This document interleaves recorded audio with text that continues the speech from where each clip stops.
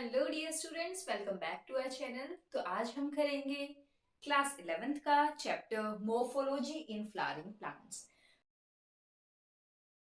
बच्चे, हम इस चैप्टर को नीट एस्पेक्ट से भी कवर करेंगे, यानी 11th और नीट दोनों के लिए ही ये रेलेवेंट है। ठीक है, तो देखो मॉर्फोलॉजी, सबसे पहले एक बात हमेशा ध्यान रखो, किसी भी चैप्टर को स्टार्ट करने से पहले उसका मीनिंग जरूर पता होना चाहिए। जो भी उस चैप्टर का नाम है उसका मीनिंग क्या है। अगर मीनिंग समझ में आ गया चैप्टर का तो समझ में आ जाएगा कि इस चैप्टर में हम क्या क्या पढ़ने वाले हैं, तो आपको एक थोड़ा बहुत बेसिक सा आइडिया हो जाएगा। ठीक है, तो हम स्टार्ट करते हैं। Morphology in flowering plants. बच्चे देखो, मोर्फो का मतलब होता है एक्सटर्नल स्ट्रक्चर। एक्सटर्नल स्ट्रक्चर नहीं, बाहर का जो स्ट्रक्चर विजिबल है, तुम्हें दिख रहा है। मोर्फो का मतलब एक्सटर्नल स्ट्रक्चर। और लोजी, लोजी जो वर्ड है वो आया है एक टर्म लोगस से, जिसका मतलब होता है स्टडी, यानी किसी भी चीज के बारे में स्टडी करना। तो मोर्फोलॉजी का मतलब क्या हुआ, यानी हमें एक्सटर्नल स्ट्रक्चर की स्टडी करनी है। किसके एक्सटर्नल स्ट्रक्चर की स्टडी करनी है? इन फ्लावरिंग प्लांट्स। फ्लावरिंग प्लांट्स के एक्सटर्नल स्ट्रक्चर की स्टडी करनी है। अब भाई आप इस चैप्टर पे आए हो तो इससे पहले आपने चैप्टर पढ़ा होगा, कौन सा? Plant kingdom. उसमें आपने पढ़ा होगा कि हमने प्लांट्स को किस किस में डिवाइड किया हुआ है। भाई क्या क्या आते हैं? क्या आता है हमारा? एल्गी, जिसके अंदर हम 3 एल्गी पढ़ते हैं, है ना। फिर उसके बाद आता है ब्रायोफाइट्स, देन उसके बाद pteridophytes, then gymnosperms, and then finally हमारे पास आता है एंजियोस्पर्म। तो वहां आपने पढ़ा होगा कि फ्लावरिंग प्लांट्स, हम फ्लावरिंग प्लांट्स किसे बोलते हैं? कैरेक्टरिस्टिक फीचर, फ्लावर्स किस के कैरेक्टरिस्टिक फीचर है? एंजियोस्पर्म्स के। प्लांट के तो हैं, लेकिन प्लांट में भी किसके कैरेक्टरिस्टिक फीचर हैं हमारे? फ्लावरिंग फ्लावरिंग प्लांट्स किसका कैरेक्टरिस्टिक फीचर है? फ्लावर किसका कैरेक्टरिस्टिक फीचर है बच्चे? एंजियोस्पर्म का। ठीक है, एंजियोस्पर्म के 3 कैरेक्टरिस्टिक फीचर है जो आपको पता होने चाहिए। एक, पहला कि फ्लावर आते हैं, इसमें फूल आते हैं, है ना, जो आप देने का काम करते हो, है ना। फिर उसके बाद फ्रूट, फ्रूट को आप खाने का काम करते हो, है ना, फल। और थर्ड स्ट्रक्चर है डबल फर्टिलाइजेशन। उम्मीद करती हूँ कि आप लोग अभी 10th से आए हो 11th में, तो आपने वो रिप्रोडक्टिव वाला, रिप्रोडक्शन वाला चैप्टर क्लास 10th में पढ़ा होगा। तो वहां पर डबल फर्टिलाइजेशन का एक बेसिक आइडिया आपको होगा। अगर नहीं होगा तो मुझे कमेंट सेक्शन में जरूर बताना, मैं इसे जरूर कवर करूंगी। ठीक है, अब देखो यार, हमें किसकी स्टडी करनी है? एक्सटर्नल स्ट्रक्चर की स्टडी करनी है। और किसके एक्सटर्नल स्ट्रक्चर की स्टडी करनी है बच्चे? एंजियोस्पर्म के, यानी फ्लावरिंग प्लांट्स के एक्सटर्नल स्ट्रक्चर की हमें स्टडी करनी है। अब मैं बोलूं आपके एक्सटर्नल स्ट्रक्चर की स्टडी करते हैं तो क्या बताओगे? मैम, मेरे 2 हाथ हैं जो बहुत ज्यादा चलते हैं, है ना, 2 पैर है, ये नोज है ना, 2 आईज है, ईयर्स है ना, ये आपके लंबे लंबे बाल हैं, है ना, ऐसे बताओगे। तो ऐसे ही हमें प्लांट्स के एक्सटर्नल स्ट्रक्चर, बाहर से आपको प्लांट का स्ट्रक्चर कैसा दिखता है, हमें बस उसके बारे में स्टडी करनी है। अब प्लांट्स के एक्सटर्नल स्ट्रक्चर, एक्सटर्नल स्ट्रक्चर में आपने रिप्रोडक्शन चैप्टर में क्लास 10th में पढ़ा होगा। 2 पार्ट होते हैं हमारे प्लांट के, क्या क्या? एक वेजिटेटिव पार्ट होता है मैम, और एक रिप्रोडक्टिव पार्ट होता है। तो बेटा जी, जो वेजिटेटिव पार्ट होता है, इसमें आपने वेजिटेटिव प्रोपगेशन पढ़ा होगा। वेजिटेटिव पार्ट में क्या क्या आते हैं? रूट्स, स्टेम, लीव्स, है ना। वेजिटेटिव पार्ट में आते हैं आपके रूट, स्टेम, लीव्स, ये सारी चीजें आती हैं। और रिप्रोडक्टिव पार्ट, प्लांट के अंदर रिप्रोडक्टिव पार्ट, अब रूट भी आप देख सकते हो, स्टेम भी आपको दिखती है ना, ब्रांचेस पे लगी हुई पत्तियां भी, लीव्स भी आपको दिखती हैं। और रिप्रोडक्टिव पार्ट, रिप्रोडक्टिव के अंदर आता है आपका फ्लावर। फ्लावर क्या है? एक रिप्रोडक्टिव ऑर्गन है। अब फ्लावर के अंदर बहुत सारी चीजें आती हैं रिप्रोडक्टिव ऑर्गन में, क्या क्या आता है भाई? इसके 2 पार्ट होते हैं। एक में तो आ जाएंगे आपके एक्सेसरी पार्ट्स, जैसे कि आप किसी शादी पार्टी में जाना है ना, तो क्या करते हो? एसेसरीज डाल लेते हो। एसेसरीज का मतलब चेन वगैरह पहन ली, रिंग पहन ली, है ना, ये आपने क्या कहते हैं, इयररिंग्स डाल लिए, है ना, और बालों में क्लिप वगैरह कुछ लगा ली, हेयर एसेसरी लगा ली। यानी कि वो आपकी खूबसूरती में क्या लगाती है? 4 चांद लगाती है ना। तो वही फ्लावर के अंदर हमें 4 चांद लगाने हैं। वो 4 चांद लगाने का काम क्या, कौन से करता है? हमारा पेटल और सेपल, है ना।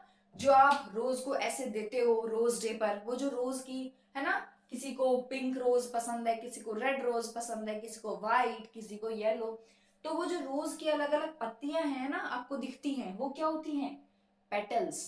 पेटल्स होती हैं, रोज पेटल्स, जिनकी खुशबू ऐसे सूंघते हो, वो क्या होती है भाई? रोज पेटल्स होती हैं वो। ठीक है, पेटल्स का काम क्या होता है? पोलिनेटर्स को अट्रैक्ट करना, ताकि वो पोलिनेशन करें और पोलिनेशन के बाद हमारे फ्लावरिंग प्लांट के अंदर क्या हो जाए, फर्टिलाइजेशन हो जाए। और सेपल्स, सेपल्स क्या होती है, आपने देखा होगा किसी भी फूल को तोड़ने के बाद नीचे क्या होता है, ग्रीनिश ग्रीनिश पार्ट होता है। उस ग्रीनिश पार्ट का काम क्या होता है कि जब हमारा फूल पूरी तरह से ब्लूम नहीं हुआ था, पूरी तरह से खिला नहीं था, तो सेपल का काम था कि बड स्टेज में हमारे फ्लावर को प्रोटेक्ट करना। आपको पता है ना क्या होता है, ये हमारी बड स्टेज में एक ऐसे बाहर से ग्रीनिश पार्ट जो होता है हमारे फ्लावर को प्रोटेक्ट करके रखता है। ये जो बाहर का ग्रीनिश पार्ट है ये क्या होता है, सेपल। इसका काम होता है फ्लावर को बड स्टेज में प्रोटेक्ट करना। ठीक है। एक्सटर्नल स्ट्रक्चर में vegetative, root, stem, leaves. Reproductive में फ्लावर, फ्लावर क्या है, रिप्रोडक्टिव ऑर्गन। इसके अंदर भी हमारे पास पार्ट है। फ्लावर में एक पार्ट होता है एसेसरी पार्ट, यानी कि जो पार्ट हेल्प करता है। हेल्प करने का काम कैसे करेगा, पेटल्स कलरफुल होते हैं, खुशबू आती है, आप मंत्रमुग्ध हो जाते हो कैसे, इनकी खुशबू को सूंघकर। तो पेटल्स का काम क्या है, अट्रैक्ट करना, पोलिनेटर्स को अट्रैक्ट करना, ताकि पोलिनेशन हो, फिर फर्दर फर्टिलाइजेशन हो जाए। और सेपल्स, सेपल्स का काम क्या है कि जब हमारा फ्लावर बड स्टेज में है तब उसकी प्रोटेक्शन का जिम्मा किसे दिया जाता है, सेपल्स को दिया जाता है। ठीक है। फिर उसके बाद आते हैं फ्लावर के अंदर हमारा मेल रिप्रोडक्टिव पार्ट और फीमेल रिप्रोडक्टिव पार्ट। अब बच्चे मेल रिप्रोडक्टिव पार्ट क्या होता है, मेल रिप्रोडक्टिव पार्ट है हमारा क्या, स्टेमन। फीमेल रिप्रोडक्टिव पार्ट क्या है, कार्पेल, या फिर इसी का ही दूसरा नाम है पिस्टल। स्टेमन के अंदर क्या होते हैं, दो पार्ट, एंथर और फिलामेंट। आपने ऐसा ऐसा स्ट्रक्चर देखा होगा, देखो इधर, ये है आपका, है ना, इस तरह का स्ट्रक्चर। ये एक डंडी सी होती है, इस डंडी का काम क्या है, ये होती है एक फिलामेंट, ये होती है फिलामेंट। और ये ऊपर वाला पोर्शन क्या है आपका, एंथर। इस एंथर के अंदर क्या प्रेजेंट होते हैं, हमारे पोलन ग्रेन्स प्रेजेंट होते हैं। और यही पोलन ग्रेन्स का काम क्या होता है, पोलन ग्रेन्स में क्या प्रेजेंट होते हैं, मेल गैमीट, जो आगे फर्टिलाइजेशन करेगा। ठीक है। अब फीमेल रिप्रोडक्टिव पार्ट होता है कार्पेल या पिस्टल। इसके तीन पार्ट होते हैं, स्टिग्मा, स्टाइल, ओवरी। आपने स्ट्रक्चर जरूर बनाया होगा भाई 10th क्लास में, है ना। ये क्या था ऊपर, स्टिग्मा, ये क्या है, स्टाइल, ये क्या है, ओवरी। ओवरी के अंदर क्या प्रेजेंट होते हैं, ओव्यूल्स। ओव्यूल्स के अंदर क्या प्रेजेंट है, एग सेल्स, यानी एग्स। और एग्स ही क्या होते हैं बच्चे, फीमेल गैमीट। ठीक है। ये मैं आपको एक जनरली रफ आइडिया दे रही हूँ कि हम किस किस चीज के बारे में इसमें पढ़ाई करेंगे। ठीक है, इस चैप्टर के अंदर। अब क्या होता है, मेल गैमीट और फीमेल गैमीट में क्या होता है, मेल गैमीट यानी कि पोलन ग्रेन्स, पोलन ग्रेन्स में होता है मेल गैमीट। फीमेल गैमीट यानी कि एग, इन दोनों का क्या होगा, फ्यूजन। फ्यूजन होगा तो क्या कहते हैं इसे बच्चे, फर्टिलाइजेशन। फर्टिलाइजेशन के बाद सबके अंदर क्या बनता है, सबसे पहले सिंगल सेल्ड जाइगोट। तो यहां पर भी क्या बनेगा, सिंगल सेल्ड जाइगोट। ठीक है।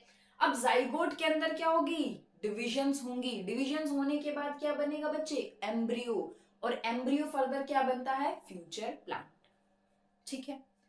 देखो, मोर्फोलॉजी, मोर्फो यानी एक्सटर्नल स्ट्रक्चर, लॉजी मतलब स्टडी। एक्सटर्नल स्ट्रक्चर की स्टडी करनी है, लेकिन किसके एक्सटर्नल स्ट्रक्चर की स्टडी करूं भाई मैं, फ्लावरिंग प्लांट्स के एक्सटर्नल स्ट्रक्चर की स्टडी कर लेते हैं। ठीक है। फ्लावरिंग प्लांट्स का मतलब क्या है, हमें करनी है एंजियोस्पर्म की स्टडी। एंजियोस्पर्म बोले तो उसके तीन कैरेक्टरिस्टिक फीचर याद रखना। सबसे पहले फ्लावरिंग होते हैं, फ्लावर्स होते हैं, फूल होते हैं, इसमें फ्रूट्स होते हैं। और कौन सा फर्टिलाइजेशन होता है, double fertilisation. Double fertilisation premium characteristic feature है एंजियोस्पर्म का, दिमाग में फिट कर लो। ठीक है। अब एक्सटर्नल स्ट्रक्चर, बाहर से जो स्ट्रक्चर दिख रहा है उसमें क्या क्या दिख रहा है आपको प्लांट के अंदर, वेजिटेटिव पार्ट, वेजिटेटिव के अंदर रूट, स्टेम और लीव्स दिखती हैं आपको, है ना। रिप्रोडक्टिव में क्या दिख रहा है, फूल दिख रहा है सुंदर सा। अब उस सुंदर से फूल के अंदर क्या है, एसेसरी पार्ट है, जिसे आप खुशबू सूंघते हो, है ना। वो किसकी खुशबू है, पेटल्स की खुशबू है, फ्रेग्रेंस होती है इनमें। इनका काम है पॉलिनेटर्स को अट्रैक्ट करना। सेपल्स, सेपल्स क्या होते हैं, बड स्टेज में जब हमारा फ्लावर होता है तो उसकी प्रोटेक्शन का जिम्मा होता है सेपल्स का। ठीक है। अब फ्लावर के अंदर रिप्रोडक्टिव पार्ट पढ़ते हैं, मेल रिप्रोडक्टिव और फीमेल रिप्रोडक्टिव पार्ट।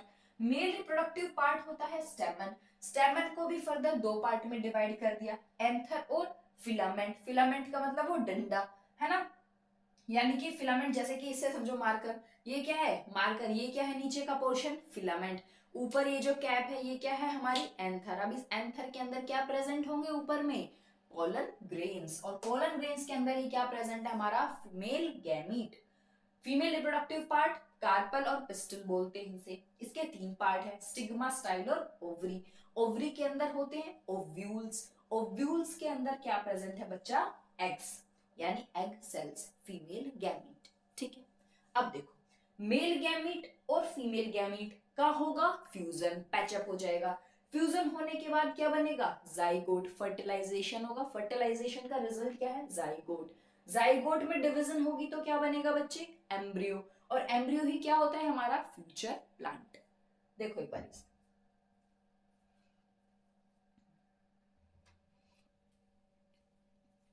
देखो, जनरली ये बेसिक सा स्ट्रक्चर होता है प्लांट का, है ना।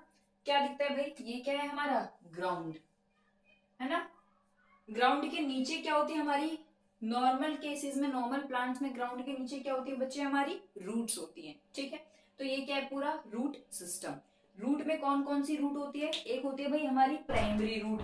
प्राइमरी रूट यानी ये लंबी सी जो दिख रही है आपको, मेन रूट होती है। प्राइमरी रूट होती है मेन रूट। ठीक है, अब इस प्राइमरी रूट की क्या कर देते हैं हम, ब्रांचेस। देखो ये हमारी जो लंबी सी आ रही है, ये जो लंबी सी आ रही है, ये क्या है हमारी प्राइमरी रूट। ठीक है, अब इस प्राइमरी रूट की मैं ब्रांचेस कर देती हूँ, इसी में से छोटी छोटी और रूट्स निकलना शुरू हो जाती हैं, तो इसे हम क्या बोलते हैं भाई, ये होती है बेटा जी हमारी सेकेंडरी रूट।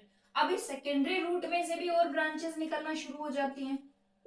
ठीक है, इस सेकेंडरी रूट में से भी फर्दर और ब्रांचेस निकलना शुरू हो जाती हैं, और इसे हम क्या बोलते हैं, टर्शरी रूट। यानी रूट सिस्टम में क्या हुआ, प्राइमरी रूट जो मेन रूट होती है, मेन रूट प्राइमरी रूट की जो ब्रांचेस होती है उसे क्या बोलते हैं हम, सेकेंडरी रूट। फिर सेकेंडरी रूट फर्दर ब्रांच हो जाती है किसमें, टर्शरी रूट के अंदर। ये कंस्टिट्यूट करता है आपका रूट सिस्टम। ठीक है, अब ये जो रूट सिस्टम होता है ये कैसा होता है, जियोट्रॉफिक। जियो का मतलब अर्थ, यानी अर्थ की तरफ क्या करती हैं, ये बढ़ती हैं अर्थ की तरफ, ये इन्वेड करती है सोइल के अंदर, तो ये कैसी होती है, पॉजिटिवली जियोट्रॉफिक। ट्रॉपिज्म पढ़ा होगा आपने, है ना, 10th स्टैंडर्ड में। नेगेटिवली फोटोट्रॉफिक, अब धूप यानी कि सनलाइट से, फोटो यानी सनलाइट, है ना, सनलाइट से क्या जा रही है, ये दूर जा रही है, सनलाइट से दूर जा रही है, तो क्या हुआ, फोटोट्रॉफिक तो है लेकिन कौन सा, नेगेटिवली फोटोट्रॉफिक। सनलाइट से दूर जा रही है, नेगेटिवली फोटोट्रॉफिक, और पॉजिटिवली जियोट्रॉफिक, सनलाइट से दूर जाकर कहा जा रहे हैं, अर्थ की तरफ जा रही है, तो पॉजिटिवली जियोट्रॉफिक, नेगेटिवली फोटोट्रॉफिक। अब ऊपर ये क्या है आपका, शूट सिस्टम। आपको पता है कि जो शूट होती है, जो स्टेम होती है, वो किस साइड में ग्रो करती है भाई, वो अपवर्ड ग्रो करती है, यानी टुवर्ड्स सनलाइट वो ग्रो करती है। तो टुवर्ड्स सनलाइट है तो कैसा होगा वो, पॉजिटिवली फोटोट्रॉफिक, यानी सनलाइट की तरफ बढ़ रही है तो कैसा है बच्चे, पॉजिटिवली फोटोट्रॉफिक। और हमारा ऊपर की तरफ यानी सनलाइट की तरफ बढ़ रही है और अर्थ के अपोजिट में जा रही है, तो क्या हुआ, अर्थ के अपोजिट में जा रही है तो नेगेटिवली जियोट्रॉफिक। ठीक है, अब देखो शूट सिस्टम में क्या क्या है भाई हमारा, देखो ये क्या है हमारी, ये क्या है हमारी स्टेम है। ठीक है, उसके ऊपर ये क्या लगी है, लीफ। लीफ जिस पॉइंट से, पत्ती जिस पॉइंट से हमारी स्टेम के साथ अटैच होती है, उस पॉइंट को हम क्या बोलते हैं बच्चे, नोड बोलते हैं। उस पॉइंट को क्या बोलते हैं हम, नोड बोलते हैं।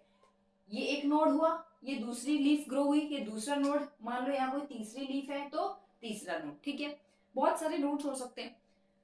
जब दो नोड्स के बीच का जो डिस्टेंस होता है उसे बोलते हैं इंटर नोड। इंटर का मतलब बीच का डिस्टेंस, किसके बीच का डिस्टेंस, नोड के बीच का डिस्टेंस, तो इसे बोलते हैं इंटर नोड। नोड यानी जहां से लीफ आपकी ग्रो कर रही है, ठीक है, पत्ती आपकी जहां से निकल रही है उसे बोलते हैं नोड। ठीक है, उन नोड्स के बीच का जो डिस्टेंस होता है बच्चे वो होता है आपका इंटर नोड। ठीक है, अब ये जो लीफ होती है, इसके एक्सिल में, इसके बेस पार्ट में एक बड होती है जिसका नाम होता है, जिसको हम बोलते हैं एक्सिलरी बड। क्योंकि ये इसके बेस में एक्सिल में प्रेजेंट है, लीफ के एक्सिल में, तो इसीलिए बोलते हैं एक्सिलरी बड। इस एक्सिलरी बड का काम है बाकी के प्लांट की क्या करेगी, ब्रांचेस करेगी। आप बहुत सारी ब्रांचेस देखते हो, वो कहाँ से डेवलप होती हैं, वो ब्रांचेस कहाँ से बनती हैं, इसी एक्सिलरी बड से आगे फर्दर डेवलप होती है। ठीक है, अब ये क्या है हमारा फ्लावर। फ्लावर क्या होता है, रिप्रोडक्टिव यूनिट होता है प्लांट की। ठीक है, फ्लावर में आगे फर्दर क्या हो जाएगा हमारा, फर्टिलाइजेशन, पॉलिनेशन होगा, फिर फर्टिलाइजेशन होगा। फर्टिलाइजेशन के बाद क्या बनेगा हमारा, फर्टिलाइजेशन के बाद हमारा क्या बन जाएगा, जाइगोट एम्ब्रियो में कन्वर्ट हो जाएगा। ओवरी जो है वो फ्रूट में कन्वर्ट हो जाएगी। ओव्यूल जो है वो किस में कन्वर्ट हो जाएगा बच्चे, सीड में कन्वर्ट हो जाएगा। ठीक है, इसी तरह से एक शूट सिस्टम है, एक रूट सिस्टम है।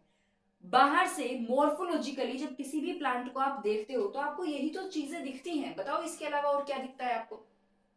फ्रूट और सीड का मैंने बता ही दिया है, जब इसमें पोलिनेशन होगा, फर्टिलाइजेशन होगा तब बनेगा वो। जनरली यही दिखता है आपको, रूट दिखती है, root system, primary root, secondary root, tertiary root. Primary root को ब्रांचेस, सेकेंडरी रूट को फर्दर ब्रांच आउट कर दिया, टर्शियरी रूट, खत्म root system. Root system earth की तरफ जा रहा है, रूट्स अर्थ की तरफ ग्रो करती हैं, तो बोलते हैं पॉजिटिवली जियोट्रॉफिक और नेगेटिवली फोटोट्रॉफिक, क्योंकि सनलाइट से दूर जा रही है। दूसरा होता है शूट सिस्टम। शूट सिस्टम क्या होता है, सनलाइट की तरफ ग्रो करता है तो पॉजिटिवली फोटोट्रॉफिक, और अर्थ से दूर जा रहा है तो नेगेटिवली जियोट्रॉफिक। ठीक है, और शूट सिस्टम में आपको क्या दिखता है भाई, एक स्टेम दिखती है। स्टेम में क्या दिखती है आपको, लीफ, एक पत्ती लगी हुई दिख रही है। वो पत्ती कहां से ओरिजिनेट हो रही है, जिस पॉइंट से स्टेम के साथ लीफ अटैच होती है उस पॉइंट को क्या बोलते हैं बच्चे, हम उस पॉइंट को बोलते हैं हम नोड। और दो नोड्स के बीच का डिस्टेंस कहलाता है आपका इंटरनोड। ठीक है, अब आपको खाली एक स्टेम में स्टेम खाली एक तना तो नहीं दिखता है, आपको प्लांट में बहुत सारी ब्रांचेस भी दिखती है। वो ब्रांचेस कहां से डेवलप होती है बच्चे, एक्सिलरी बड से। ये एक्सिलरी बड कहाँ प्रेजेंट होती है, ये जो लीफ होती है हमारी यहाँ पे इसके बेस में प्रेजेंट होती है, इसके एक्सिल में प्रेजेंट होती है, जिसका काम होता है फर्दर ब्रांचिंग करना। ठीक है, फिर आ गया हमारा फ्लावर। फ्लावर क्या होता है, रिप्रोडक्टिव यूनिट होता है प्लांट की। रिप्रोडक्शन होगा फ्लावर के अंदर, कैसे होगा रिप्रोडक्शन, जब मेल गैमेट और फीमेल गैमेट का फ्यूजन होगा तो क्या होगा, फर्टिलाइजेशन। फर्टिलाइजेशन का मतलब जाइगोट बनेगा, जाइगोट के बाद फिर एम्ब्रियो बनेगा, है ना। और जो हमारा ओवरी है वो किस में कन्वर्ट हो जाता है, हमारा फ्रूट के अंदर। ओव्यूल जो है हमारा वो कन्वर्ट हो जाता है किसके अंदर, सीड के अंदर। ठीक है, तो ये एक बेसिक सा स्ट्रक्चर है। अब स्टार्ट करेंगे हम इस चैप्टर को। जो मेन तरीका है हमारा कहां से, रूट सिस्टम से, रूट से हम इसे स्टार्ट करेंगे।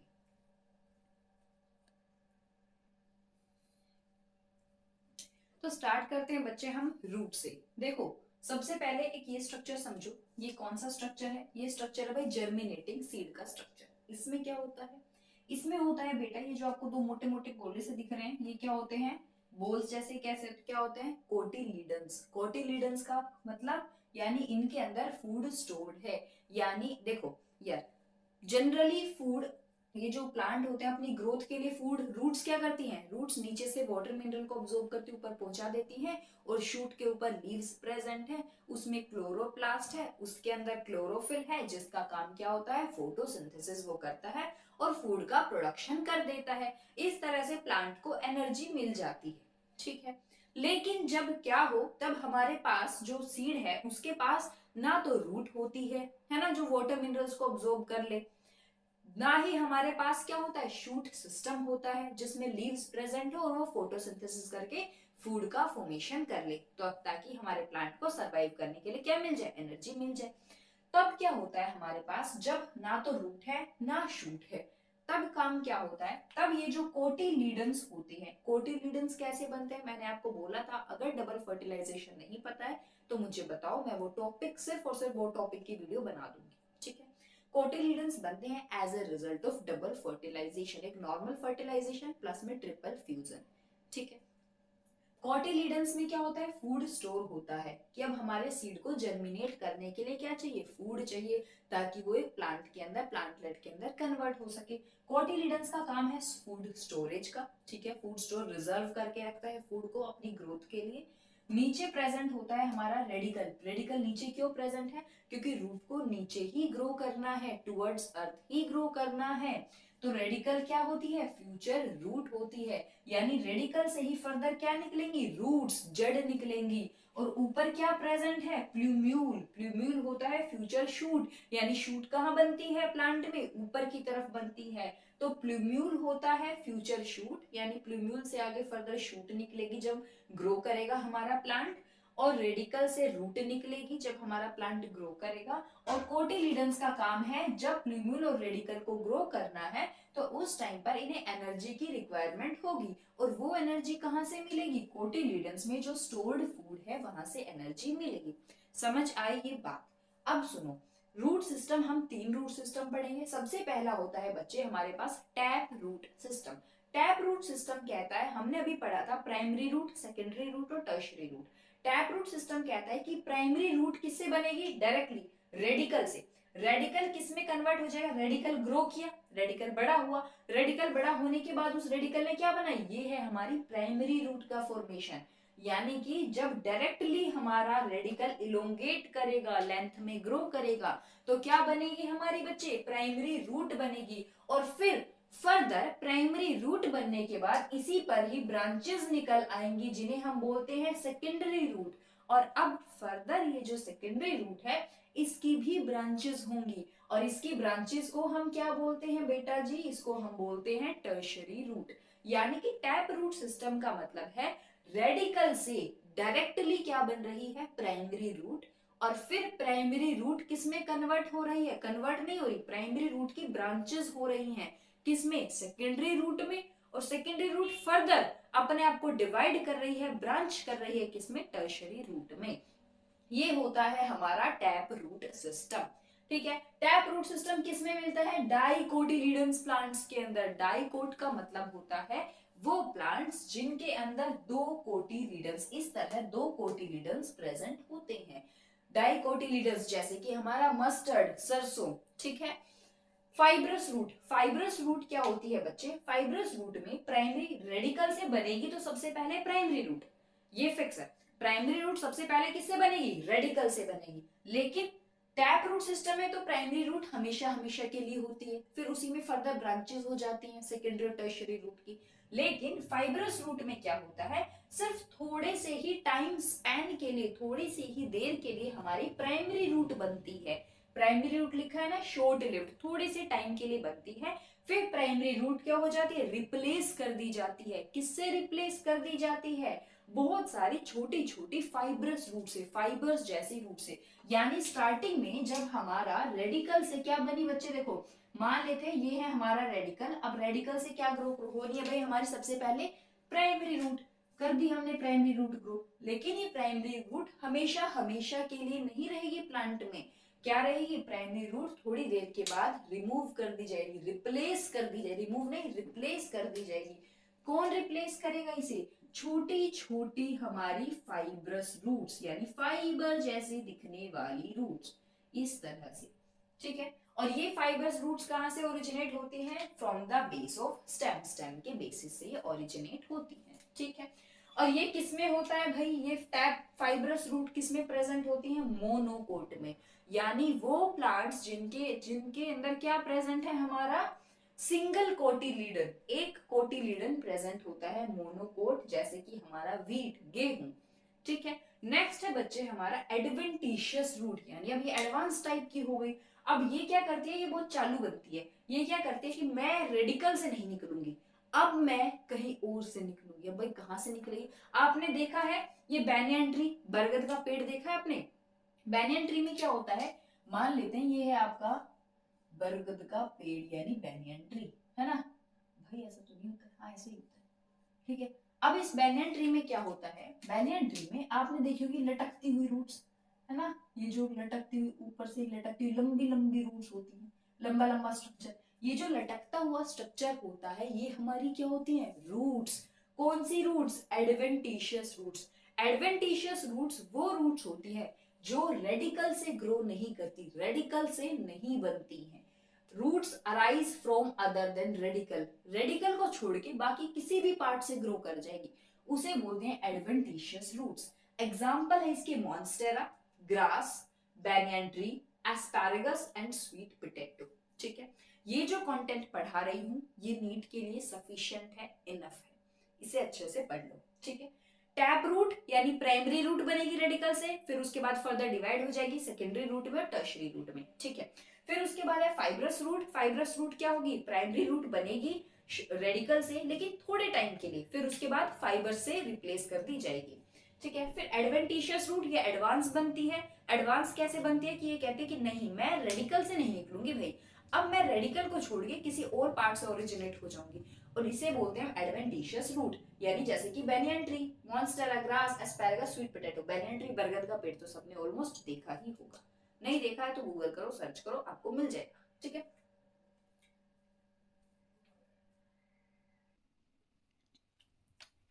देखो अब हम पढ़ेंगे रीजंस ऑफ रूट, यानी रूट के अलग अलग डिफरेंट डिफरेंट रीजंस होते हैं, हमारी रूट कैसे ग्रो करती है उसके बारे में भी पता होना चाहिए।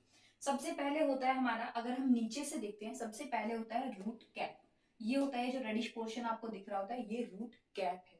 जैसे आप लोग सन से प्रोटेक्शन के लिए ना, अब गर्मी हो रही है तो आप लोग क्या करते हो, हैट या कैप लगा के चलते हो, किस लिए, अपने आप को धूप से बचाने के लिए, है ना, ताकि सर में दर्द ना हो, इसे बचाने के लिए क्या यूज करते हो, कैप यूज करते हो। इसी तरह से रूट के ऊपर भी क्या होती है, रूट भी कैप यूज करता है। रूट कैप का काम क्या होता है, तो थिम्बल लाइक इसका स्ट्रक्चर होता है।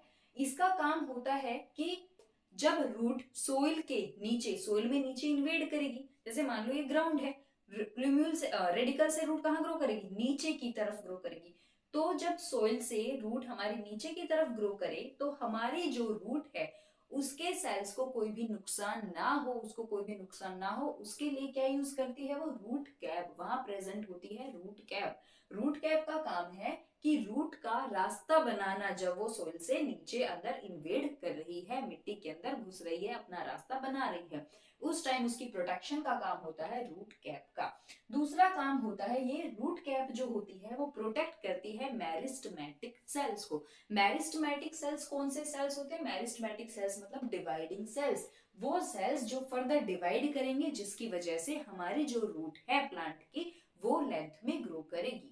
ठीक है। तो रूट कैप का काम हो गया, एक तो रास्ता बना रही है सोइल के थ्रू, ठीक है, दूसरा मेरिस्टेमेटिक सेल्स को प्रोटेक्शन कर रही है।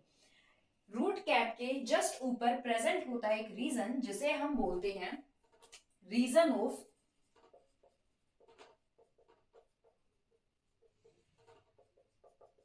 Meristematic cells.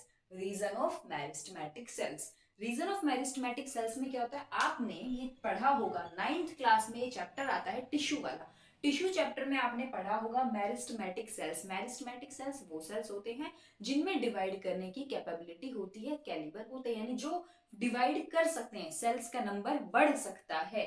ठीक है। तो जो हमारा, अरे फिर से रुको, तो मेरिस्टेमेटिक सेल्स का काम होता है, मेरिस्टेमेटिक सेल्स होते हैं डिवाइडिंग सेल्स। यानी भाई अब हमारी जो रूट होती है उसको अपनी लेंथ बढ़ानी है, लेंथ बढ़ाने के लिए क्या करेंगे, सेल्स का नंबर भी तो बढ़ना चाहिए। ग्रोथ कैसे होती है, एक तो सेल का नंबर बढ़ता है, दूसरा सेल का साइज बढ़ता है। तो सेल का नंबर बढ़ेगा तभी तो उसका साइज बढ़ेगा।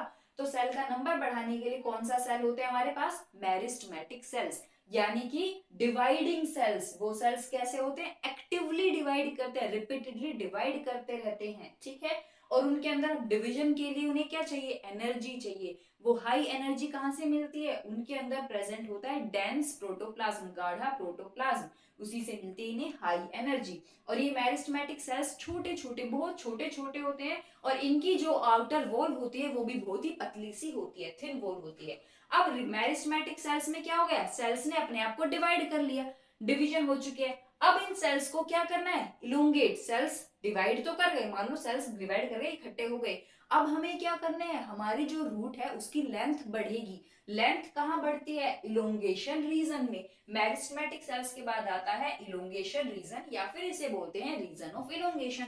इसमें क्या होता है, हमारे जो रूट है उसकी लेंथ बढ़ेगी, और उसकी लेंथ बढ़ेगी और उसका साइज बढ़ेगा। साइज कैसे बढ़ेगा, उसके अंदर प्रेजेंट है, आपको पता है प्लांट्स के अंदर क्या प्रेजेंट होता है, वैक्यूल। एनिमल्स में भी प्रेजेंट है, प्लांट्स में भी प्रेजेंट है, लेकिन प्लांट्स में लार्ज साइज का वैक्यूल प्रेजेंट होता है, एनिमल में छोटे से साइज का प्रेजेंट होता है।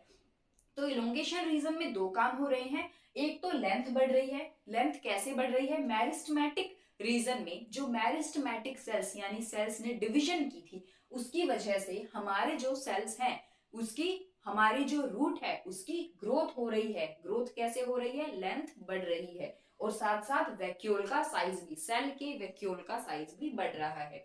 अब इलोंगेशन रीजन के बाद नेक्स्ट आता है बच्चे हमारा मैचुरेशन रीजन। मैचुरेशन रीजन का काम क्या है कि भाई सेल्स की ग्रोथ हो गई, डिवाइड हो गए सेल्स, अब सेल्स ने इलोंगेट कर लिया, लेंथ भी बढ़ा लिया है, हमारी रूट की लेंथ भी बढ़ गई है, लेकिन अब इन सेल्स को अपना अपना फंक्शन भी तो पता होना चाहिए। अब मेच्योरिटी का टाइम आ जाता है ना। तो मैच्योरेशन रीजन में क्या प्रेजेंट होते हैं, हमारे ये थ्रेड लाइक स्ट्रक्चर्स प्रेजेंट होते हैं, जिनको बच्चे हम बोलते हैं रूट हेयर्स, है ना, रूट के बाल, रूट हेयर्स। इन रूट हेयर्स का काम क्या होता है कि जो हमारा सोइल के अंदर वाटर या मिनरल्स प्रेजेंट है उसको अब्सॉर्ब करने का काम होता है, किसका, हमारे हमारे इनका रूट हेयर्स का। ठीक है, सबसे पहले रूट कैप नीचे जा रही है, मान लेते हैं ये है, ये हमारा रेडिकल से इलोंगेट हो रही है हमारी रूट। ये क्या है, हमारी कैप, यानी रूट कैप प्रोटेक्शन का काम करेगी, किसकी प्रोटेक्शन का, मेरिस्टेमेटिक सेल्स जो कि इसके जस्ट ऊपर प्रेजेंट है। ठीक है, दूसरा ये अपना रास्ता बनाएगी कहां से, सोइल के थ्रू। नेक्स्ट रीजन होता है मैरिस्टमेटिक रीजन। मैरिस्टमेटिक रीजन का मतलब क्या होता है कि इस रीजन के जो सेल्स हैं वो डिवाइड करेंगे। अब लेंथ बढ़ानी है ना, रेडिकल की, रूट की हमें लेंथ बढ़ानी है, तो साइज अगर हमें लेंथ बढ़ानी है तो लेंथ बढ़ाने के लिए सेल्स भी तो ज्यादा चाहिए।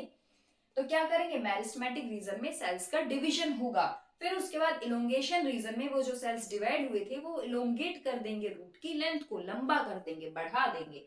उसके बाद आता है मैचुरेशन रीजन। मैचुरेशन रीजन में क्या प्रेजेंट होते हैं, रूट हेयर्स। रूट हेयर्स का काम होता है, कैसे दिखते हैं, थ्रेड की तरह, धागे की तरह स्ट्रक्चर दिखता है इनका, और इनका काम होता है वाटर और मिनरल्स का अब्जॉर्प्शन करना सोइल में से। ठीक है, अब अगर इसका सीक्वेंस आपसे पूछा जाए तो सीक्वेंस क्या होता है इसका, हमारा सबसे पहले आएंगे रूट हेयर्स, फिर आता है हमारा, ये बता रही हूं मैं, प्रोक्सिमल टू डिस्टेंट, यानी जो हमारी ग्राउंड है, ये है हमारा ग्राउंड, ग्राउंड के सबसे पास वाला रीजन तो यही होगा, ग्राउंड के सबसे पास वाला रीजन क्या होगा, root hairs, region of maturation, फिर इनोंगेशन रीजन, फिर रीजन ऑफ मैरिस्टमेटिक सेल्स, और फिर आएगा लास्ट में हमारा रूट कैप। ठीक है, तो इस लेक्चर को यहीं वाइंड अप करते हैं, बस रूट का एक छोटा सा पोर्शन बच गया जिसका नाम है मॉडिफिकेशन, वो तो बस एक स्लाइड में हो जाएगा। ठीक है, अगर इस लेक्चर में कोई भी डाउट है, कोई भी क्वेरी है इस लेक्चर के रिगार्डिंग या किसी भी लेक्चर के regarding, then please do let me know in the comment section. Till then, bye bye, take care, stay healthy, stay safe.